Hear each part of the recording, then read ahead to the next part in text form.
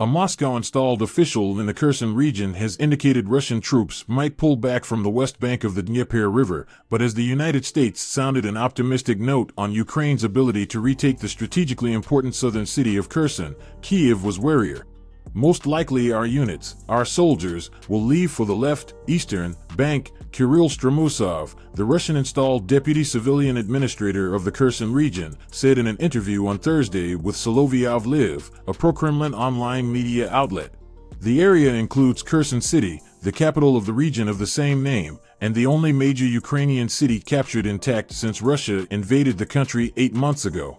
It also includes one side of a dam across the Dnieper, which controls the water supply to irrigate Crimea, the Ukrainian peninsula Russia seized and later annexed in 2014.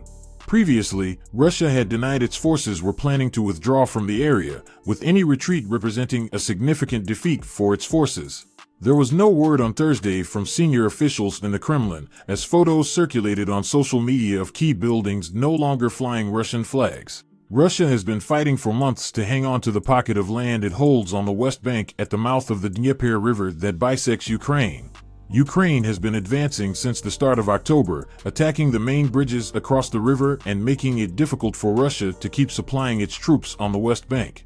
U.S. Defense Secretary Lloyd Austin, speaking at the Pentagon on Thursday, did not answer a question about whether Russian forces were preparing to leave, but expressed confidence in Ukraine's ability to beat back them. The official said, adding that some Russian commanders had rebased already.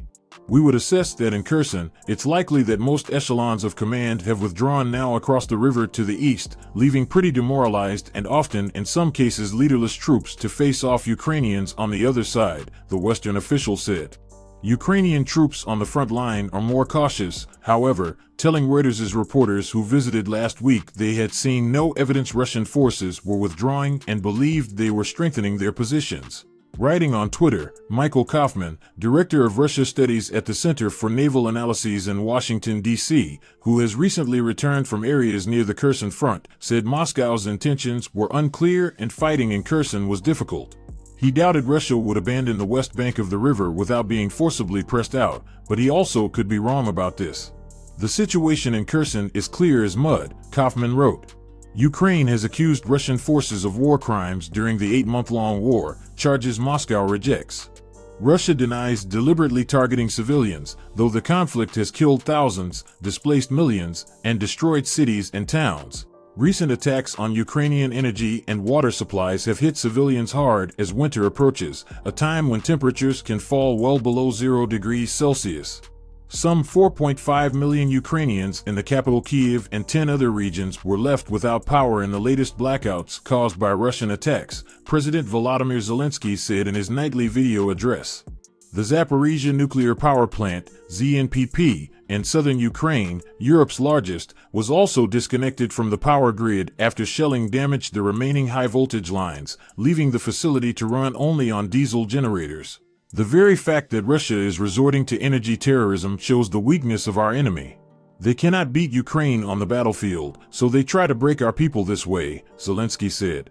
Russian strikes over the past month have destroyed about a third of Ukraine's power stations, and the government has urged Ukrainians to conserve electricity as much as possible.